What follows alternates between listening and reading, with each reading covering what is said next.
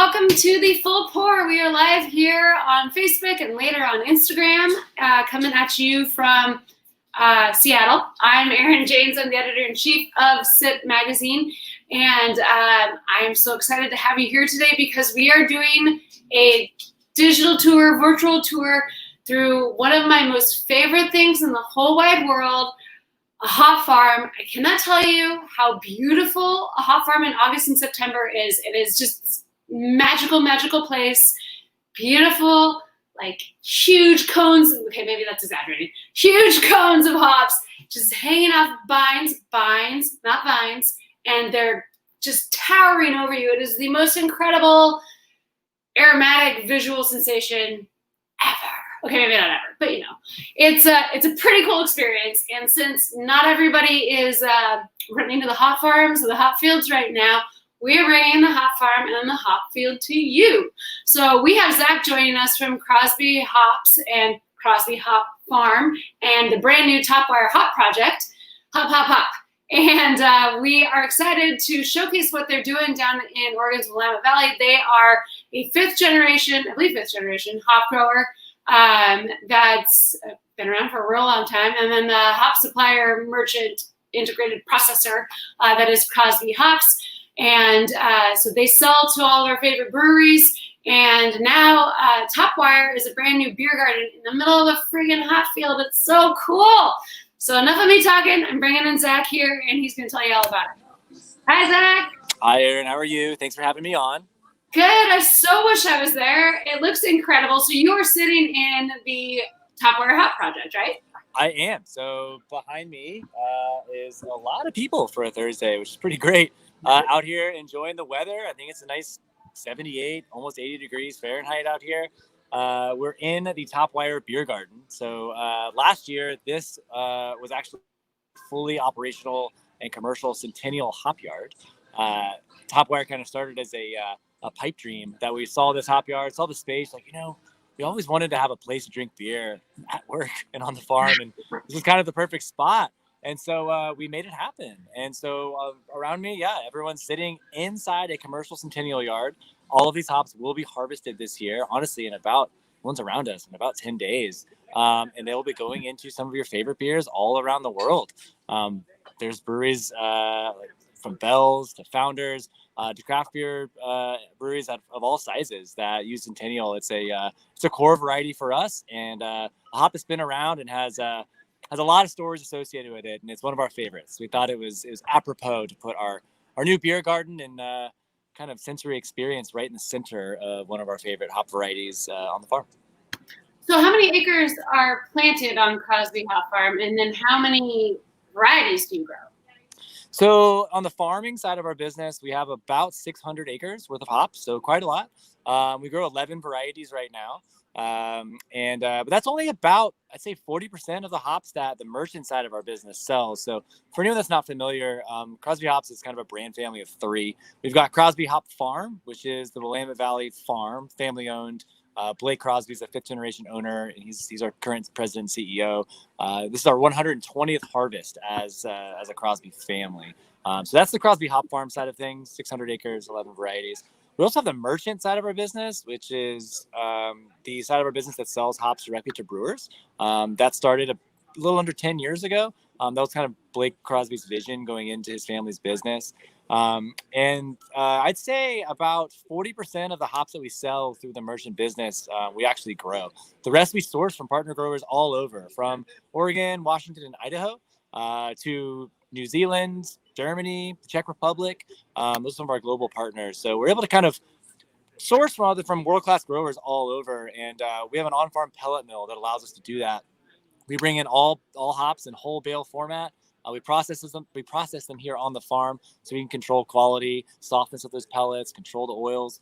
And that allows us to really control the product in the end, which makes a Crosby hop pellet.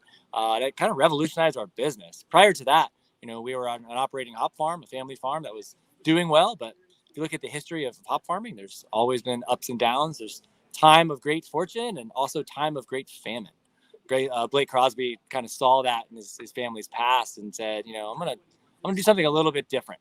So we decided to vertically integrate. So we started growing our own hop. We've been growing our own hops. We started processing our own hops, and then started selling our own hops directly to craft brewers. Right as that craft beer boom was really, really exploding, and we were able to ride that wave into growth of where we are now. And then we said, what do we do next? And so we built Topwire and said, we need to complete the circle of the hop sensory experience. So you can sit in this Centennial yard, have a beer made with Crosby Hops Centennial. You can see the cycle from the field. It'll get harvested, they'll go into processing, get sold to breweries all over the US and around the world. And then ultimately that finished product, that keg or that can, will land back here at Topwire for you to drink and enjoy. It's a pretty cool sensory opportunity that we really love to showcase. So we're talking senses. What does the air smell like right now as you sit in there? Can you smell hop or beer or? Yeah, it's funny. Like everyone thinks the hop farm is gonna smell like citrus and tropical. It surprisingly doesn't. You got to break the hop cones up to make that happen. When we're harvesting, different story, because the hops are in the kiln, they're getting dried under heat, and you really start to really smell those aromas when that happens. As of right now, honestly, if anyone's ever been to Oregon who's watching this, it's a nice fresh Oregon summer day, clean air, crystal clear skies. Everyone says it's raining all the time in Oregon. Look behind me, it's not always the case. So we take full advantage. So air smells clean. It's lovely. So let's stay on the hop harvest vein. And can you give us a rundown of what you would expect from a regular hop harvest? Sure. So hop harvest is pretty intense. There's only one hop harvest a year. Hops are perennial plants. They come back every single year. It's about 45 days long, and it's intense. It's 24/7. It's a time, anyone who works in the hop business, you clear your calendar from about August 15th to pretty much the end of September, and you dedicate your life to this process. Again, picking happens just for the most part around 24/7. The way it all starts is, if you can see around me, you can see these hop vines. Oh, it's my left hand. These guys back here. So these are getting to be pretty full grown. If you'd like, in a minute, I can walk over there and kind of show you what hop cones look like. We can break them apart. It's pretty cool. So basically a tractor will come in. Well, first a person comes in and cuts the bottoms. Right now there are two vines that are connected, and they're connected from the top trellis and the bottom that's in the roots in the ground. We'll cut the bottom open so that the trellis just kind of hangs on naturally like this.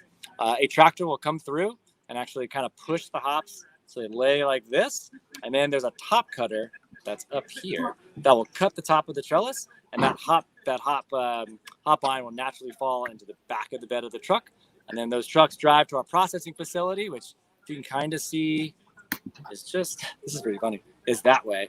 And they'll drive into there, and that's where the picking machine is. And the picking machine is, in a sense, it's a bunch of best way to describe it's like fingers. So you put these big 16-foot vines into this machine, and fingers kind of strip all of the cones off of the vine itself, separating them from the vegetation. Then there's a series of conveyors that have little notches in them, and the cones actually bounce and roll down those notches, while sticks and stems and anything we don't want, that extra vegetation, actually sticks to those conveyors. And that's a way of kind of naturally filtering all of the excess stem and leaf that we don't want, leaving just hop cone behind.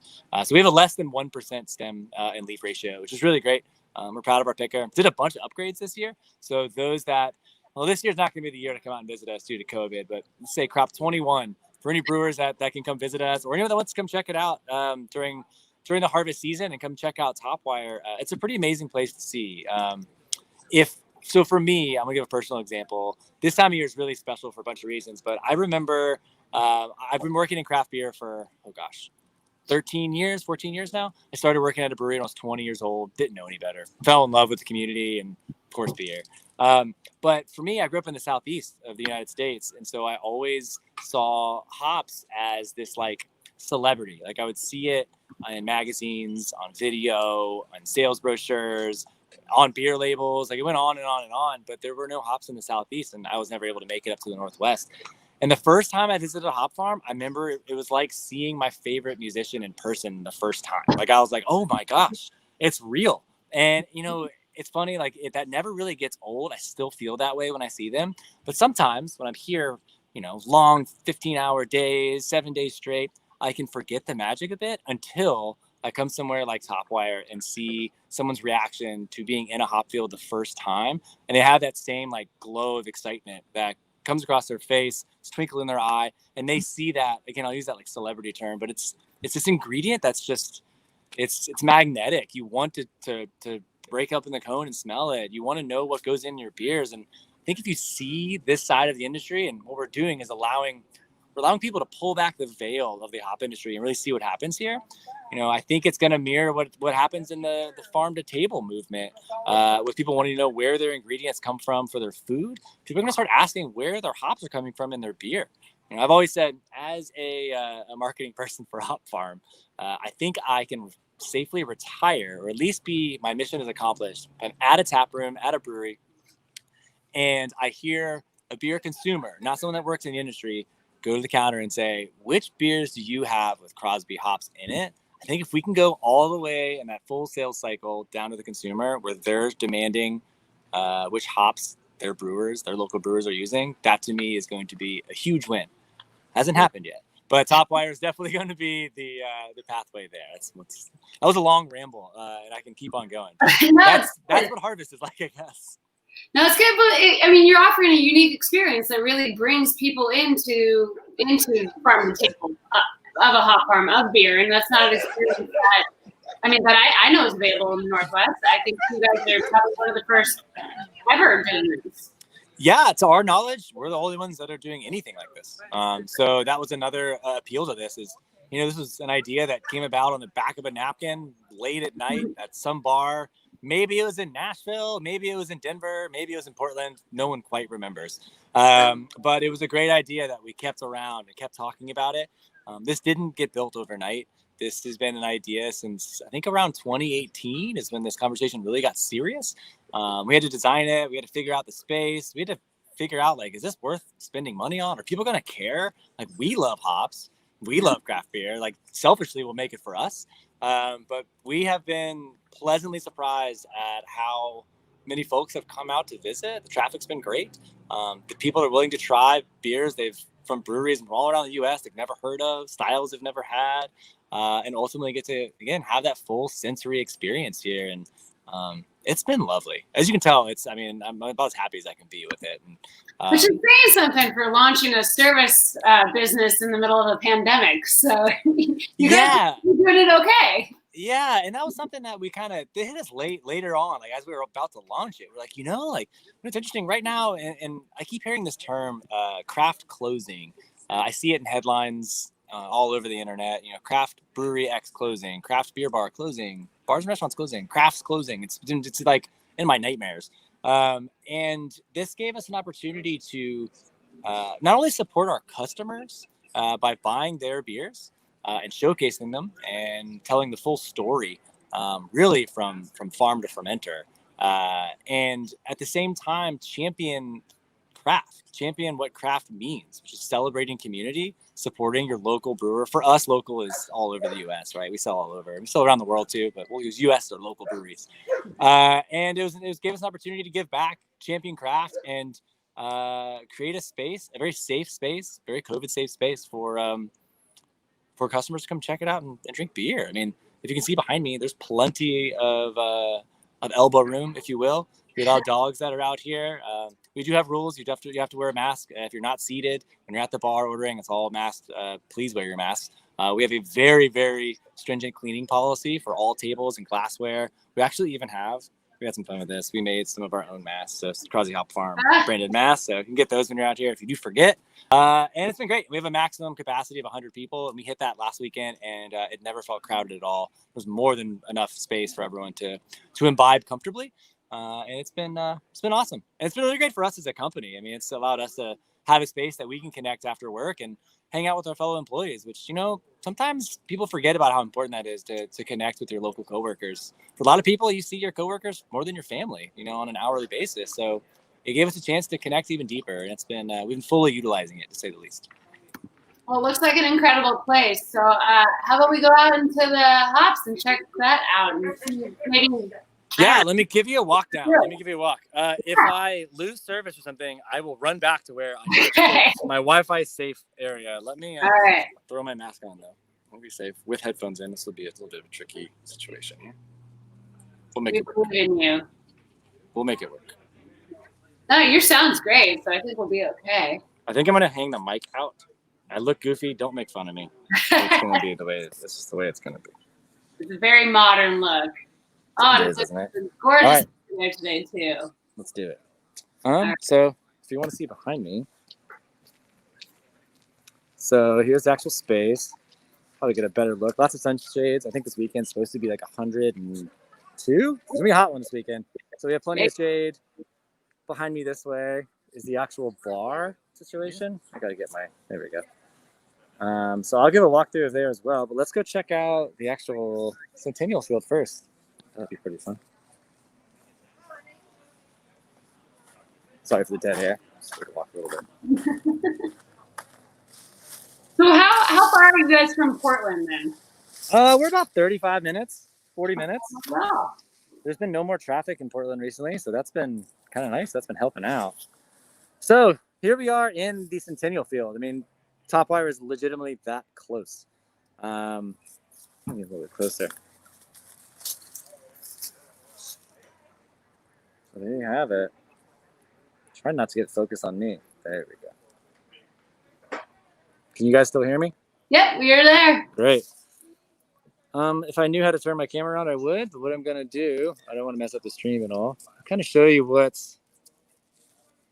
popcorns look like. I mean, if you can see, these are all getting relatively mature. I mean, these are gonna harvest in probably, I'd say about a week. We're aiming for probably around somewhere between the 20th and 23rd. The 20th is always kind of the aim for date, and no matter what the weather, what's going on, 20th is always what we aim for with Centennial. And it's kind of crazy. Mother Nature is pretty consistent, and we almost always start on the 20th. So that's what we're aiming for this year. It might sway a little bit here and there, but these are beautiful Centennial cones. So how would you say those are about the size of like a 50-cent piece, or? Yeah, this one's kind of tiny. Yeah. So when you go up the vine itself, they get bigger. Granted, basically because they get more sun as they get up there. So let me see if I can find a pretty classic Centennial cone. Let me find. Oh, here we go. Here's a good classic cone. How tall are the towers, would you say? These are about 16 feet. Crazy. So pretty tall. And again, like I was talking about earlier, you can see they're connected up top, and the roots are actually at the bottom. So this is what a pretty standard Centennial cone looks like. These are sunglasses, if that helps. Maybe that's like a good for scale. That's good. That's much bigger than the lower down one. Yeah, it's just from being a little higher up. And if you go all the way to the top, I mean, they truly get pretty massive. Centennials are beautiful cones. Chinook cones are gorgeous. They have this like, they're bracked, like these, the leaf parts right here. They flare out, and they're just absolutely gorgeous. Strata cones are beautiful. They're all different. They all have their own personalities. They look, they definitely smell different, but they all look different. They grow different based on their lineage of like kind of where they were found. Like New Mexicanus hops that like were naturally wild in the Southwest. They grow so different than hops that were kind of discovered out in the Northwest. That's because like our theory is that's because of like the way the sun moves. So hops from the Southwest tend to grow flat on the ground. They don't really want to climb trellis like all of these hops are climbing all that trellis that's up there. They want to grow flat on the ground, so it's a struggle to grow them. Zappa is a variety that's very similar to that. That is a New Mexicanus hop, and that was a challenge to grow because it doesn't want to go up; it wants to go forward, and that just doesn't really work on most hop farms. So that's an interesting kind of difference. And then they all kind of grow at different rates, and they have different amounts of vegetation, and I can go on and on about it. It's very interesting, but it's cool. It's exciting, and ultimately, it's cool that we do all of this simply to put them in beer. There's no other industry that uses hops. Maybe there's a product out there called the Hop Pillow. I don't know if anyone's familiar with the Hop Pillow, but the Hop Pillow is apparently a sleep aid.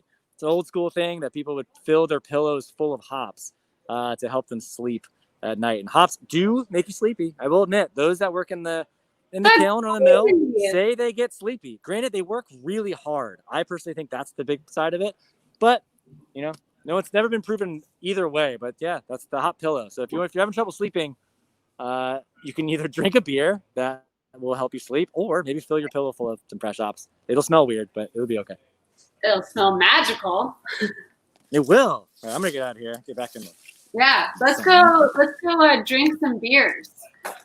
Okay, let's try some beers. So I'll walk you through at least the Top Wire bar section. Try not to get So you guys have about 12 beers on tap that you are using your We do.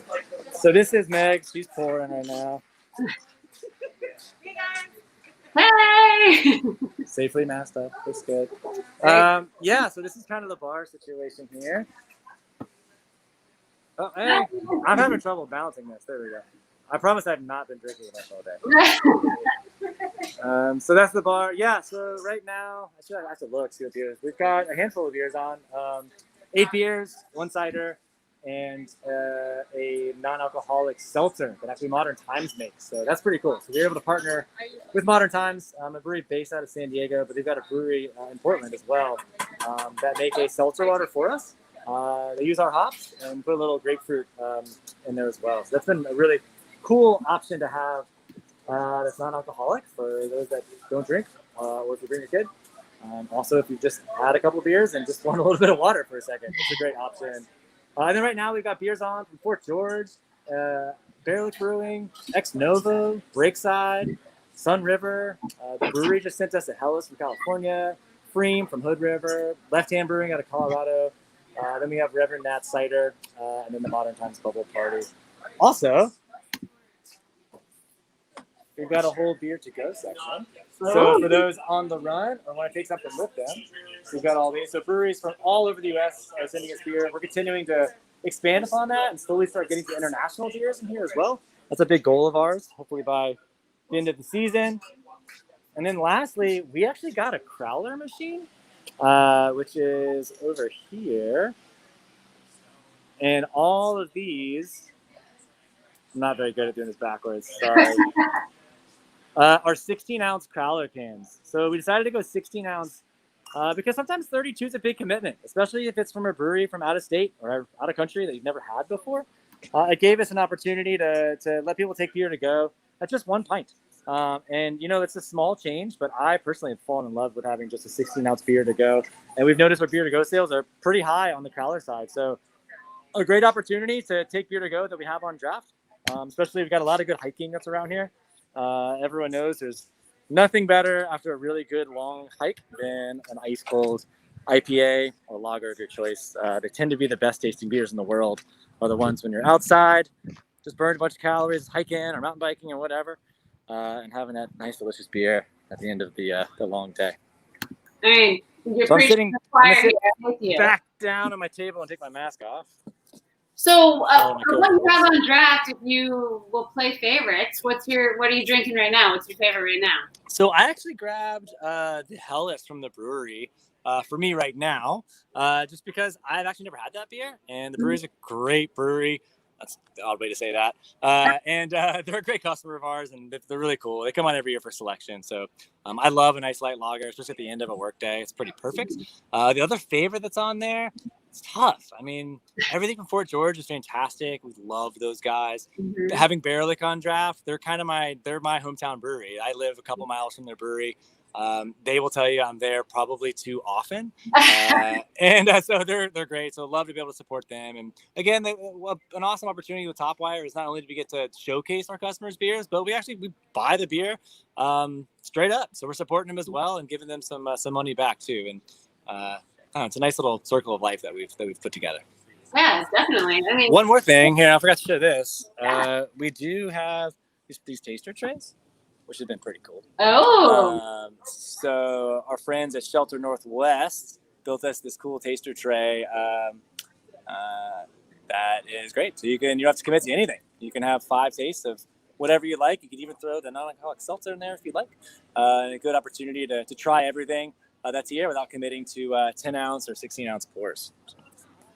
Well, that looks fantastic and totally worthy of a socially distant road trip to come down and taste everything and sit outside on that beautiful property. And I tried to play along, and I have a can of Peloton's Updrift, which you think maybe might have some Crosby hops in it, which I thought that maybe that could happen. So I think it does. It does. They all breweries shift around their suppliers here and there, kind of changes throughout the year. But Pelican's a great customer of Crosby. Again, awesome people, super fun to work with.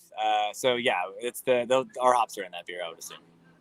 So I guess we've done our tour, we walked around, but what's next for the Crosby family brands? I guess you just launched a beer garden. Yeah, that's funny. But what do you look forward to? Well, we just went through this big rebrand. So again, we kind of broke. Crosby Hop Farm was the centerpiece of everything that we did, and it worked great for technically 120 years, right? But even on the merchant side for the past 10. And then we, as of about a month ago, in June, so a little more than a month ago, we decided to I guess it's a rebrand technically, kind of break the brands up a bit, and divide them based on the value they offer to brewers and to consumers. So broke it into, I kind of talked about it earlier, broke it into Crosby Hop Farm as our state grown option. So we'll have varieties that are offered at that we specifically grow here for customers, for collaborations. And it's also kind of tells the history of the brand and the family story.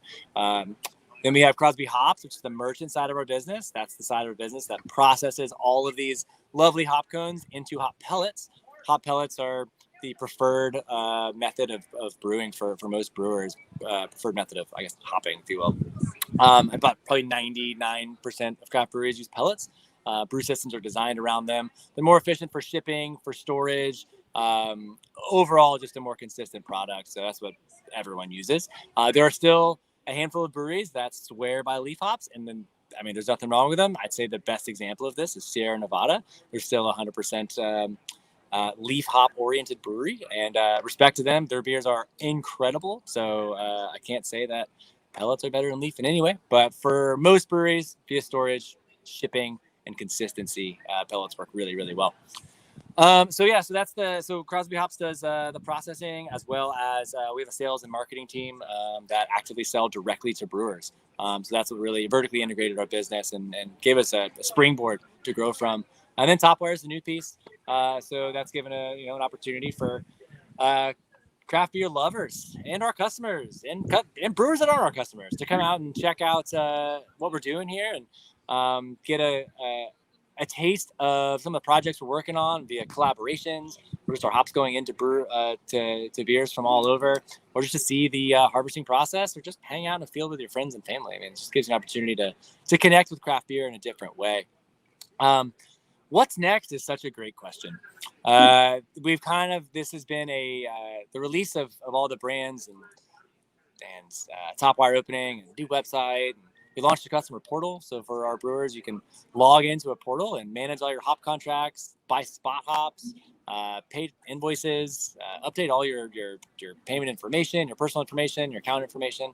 All of it can be done there. So that's been a big investment in technology that we did that's going to help really streamline hopefully the hop business for a lot of our customers. And so we've been excited about that. That's live. So what's next is harvest is clearly directly in our face. After that, it's going to be re-strategizing to see what next year looks like. COVID's had a really big impact on our industry as a whole, not just the hop industry, but and not even just the craft beer industry, the beer industry, the restaurant industry. It's affected everything. So I think that's going to play a part in buying habits from customers. Luckily, people are still consuming beer, so that's been pretty great. I do think, buying habits are changing. I think tap rooms are going to have to be really flexible. I think those breweries that rely on direct to consumer sales through their tap rooms are the ones that are having to be the most adaptable. They're the ones that are going to have to evolve the quickest. I think those that adapt will survive.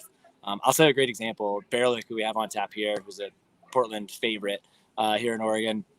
They were first on it, man. They were quick to curbside delivery, to curbside pickup, beer delivery, and offering beer sales in advance online with touchless pay. They jumped on it right away. And, I was like, man, that's pretty hasty to go ahead and switch your business model that fast. But ultimately, they were right. And I think a lot of breweries fell right in line to do the exact same thing. So I think for breweries that are focused on straight to consumer sales, I think that's going to be a tough place to navigate for a little while. I do think as long as you can be creative and offer curbside sales or beer delivery, I think they're going to be able to survive for sure. I think we really need to get everyone's head back in the game of, man, let's make beer again. Let's do what we're all in this to really do, and that's to have a good time and make beer. So we're always trying to talk about the positive that we'll survive this together. We're as flexible as we can be as a company to help brewers kind of get through this. So we're always open to having those conversations. And then I think those brewers that have relied heavily on distro are really seeing an interesting change in the demographics, or at least the numbers of where they're selling beer. I mean, with restaurants being at limited capacity, I'm sure draft beer is slightly down. Probably pretty heavily down, but canned beer and bottled beer, packaged beer is skyrocketing. And what's great is that I haven't seen a huge shift of anyone not supporting craft in that way. I think people are still seeking out craft beer. That segment is surviving this incredibly difficult time, and this is probably the most trying time. Might be speaking out of turn, but I would say probably the most trying time craft beer has ever seen. And small breweries are surviving because their consumers are supporting them, supporting their favorite. It's like supporting your favorite band. If they're down and out and they got nowhere to stay and they're playing in your town, you're going to let them stay at your house, right? And that's kind of what's happening. And I think it's been cool to see that support. And then I think for a lot of consumers, I'm seeing this turn to, like, I'm calling it comfort craft, comfort beers, and they're returning back to consistent, clean, predictable quality beer. When you're spending $12 for, let's call it a 6-pack, you're going to want to make sure that beer is tasting phenomenal. You want to make sure that it's a consistent product, so you know you're getting the value out of the dollars that you're spending. So I've been seeing a shift to that as well. And so a lot of breweries, you talked 5 years ago, we're saying, core brands are no more. It's all about, one-off releases. It's all about the seasonal. And it seems as if the core brands are making a comeback. And that's been pretty exciting to see. The craft beer landscape is always changing, always evolving, always taking different turns. And it's tough to predict.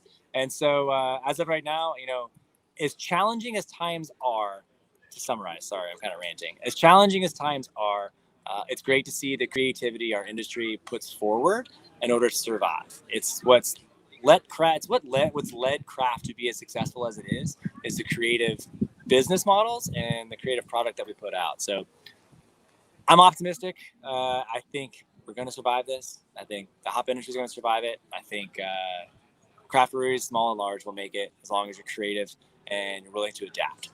So that's, I don't know where this question started. I'm thinking I'm going down a pathway of my views on COVID, but I think it's going to be all right. We're going to make it. No, I hear you. I can summarize. We're all in this together. Drink craft beer.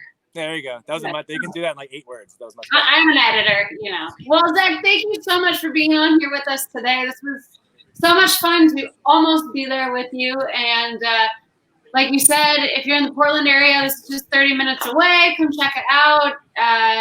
Be one of the first 100 people in, or wait in line, I guess, right? That's right. Yeah, and we have we've got an app, so if you do show up, there's like a waiting list app that we can we'll push you on when you get here. Luckily, if there is a wait, I doubt there will be, but if there is, we're only like a mile and a half from the Woodburn Outlet Mall, so there's plenty of things to do to kind of like kill 30 minutes and come back. It's not a big deal. Great.